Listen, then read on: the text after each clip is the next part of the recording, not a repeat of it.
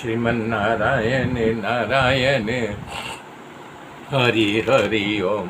श्रीमन्नारायण नारायण हरि हरि ओम। आश्रम एक दीख मगमाही, खग मृग जीव जंतु तहनाही। पूछा मुनि शिला प्रभु देखी, सकल कथा मुनि कहा विशेषी। मार्ग में एक आश्रम दिखाई दिया। वहाँ पर न तो कोई पशु पंछी थे, कोई जीव जंतु नहीं था।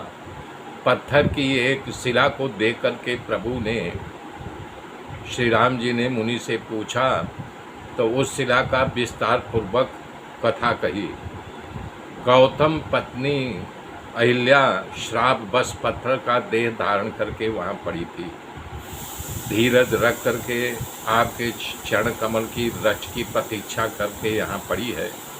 हे रघुवीर, इसके ऊपर आप कृपा करो। जब मुनि ने कहा तब श्री राम जी ने पवित्र और शोक को हरने वाले अपने पैरों से स्पर्श किया तो पत्थर की शिला जो है वो अहिल्या प्रकट हो गई। भक्तों को सुख देने वाले श्री राम जी को देख करके हाथ जोड़ करके उनके सामने खड़ी हो गई और प्रार्थना करने लगी। भला मुख से एक शब्द नहीं निकल रहा था, फिर भी वो प्रार्थना करने लगी और फड़ाक करके उनके पैरों पर गिर पड़ी। तब मन में धीरज धर करके प्रभु को पहचान करके अत्यंत निर्मल वाणी में कहने लगी कि श्री रघुनाथ जी आपकी जय हो। आप सहज में ही किसी के ऊपर दया करने वाले हैं, करुणा के आप सागर हैं।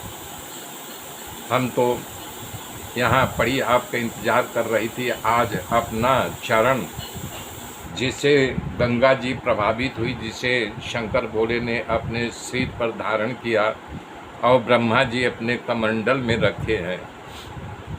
ये तो अच्छा हुआ था, मुनि ने श्राप दिया था कि आपके चरण कमल का स्पर्श मुझे होगा। आज मैं तर गई। आपके दर्शन से मैं इतना खुश हूँ कि मैं उसका बयान नहीं कर सकती। इस प्रकार से वो प्रार्थना करते करते वहाँ पर विलीन हो गई और अपने पति के लोक को चली गई जहाँ गौतम ऋषि थे। अब इसके बाद श्री रामचंद्र जी लक्ष्मण जी के साथ विश्वामित्र जी जनकपुरी की ओर प्रस्थान किए।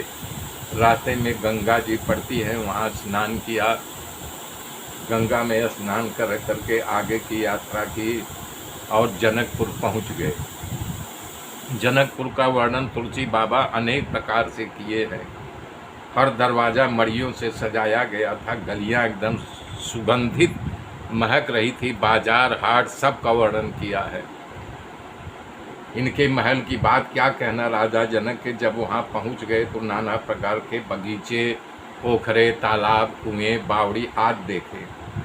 तो विश्वामित्र एक आम का वन देख करके वहाँ बहुत सारे आम थे। बोले श्री रघुनाथ, हम विचार कर रहे हैं कि हम लोग यहीं आराम करें। प्रभु श्री रामचंद्र जी ने कहा जैसी आपकी आज्ञा। वहाँ तीनों जन बैठ गए, विश्वामित्र मुनि, राम और लक्ष्मण।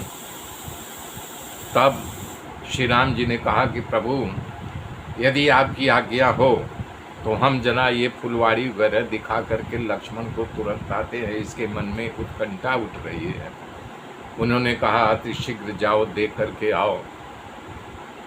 तब ये समाचार विश्वामित्र के आने का जनक को मिला। जनक सतानंद अपने गुरु को लेकर के, ब्राह्मणों को साथ, अपने कुल वालों को लेकर के, तमाम ऋषियों मुनियों को लेकर के आकर के इनके चरण में वंदन किए और पूछे प्रभु आपका आना मेरे लिए बहुत ही शुभ हुआ, मंगलकारी हो रहा है। तभी राम लक्ष्मण वहाँ आते हैं। उन दोनों को देख करके जनक जी ने कहा कौतुक बस कि ये दोनों सुखबार ऋषि कुमार हैं या फिर राजकुमार जैसे इनके चिन्ह हैं, कौन है आप बताइए। इनको देख करके मेरे मन में अति उल्लास, अति हर्ष हो रहा है। कृपया आप सही सही बताइए। मुझे देख रहा है जगदीश्वर ये यहाँ पर आ गए हैं हमारा भला करने के लिए। तब जनक जी की गिनती संतों में होती थी, आत्मा को पहचान लिए थे वो। तब विश्वामित्र ने जो कहा कि आपकी बात सर्वोपरि है, आप सही सही पहचान लिए इस गुरु रहस्य को। खाली विश्वामित्र ने उनको छोटे शब्दों में समझाया। मेरे मित्रों, मेरे साथ बने रहिए, आगे की गाथा फिर कल जोड़ूंगा। तब तक के लिए जय श्री राम।